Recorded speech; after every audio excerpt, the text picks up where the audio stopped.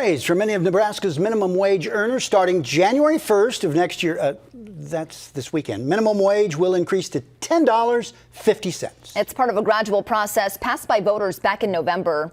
The minimum wage will now increase annually until 2026. Each year, it will go up by $1.50 until it reaches the $15 mark. That will match many states nationwide, which are on a similar trajectory with their minimum wage yearly increases. The Nebraska initiative passed with a 59% of the vote.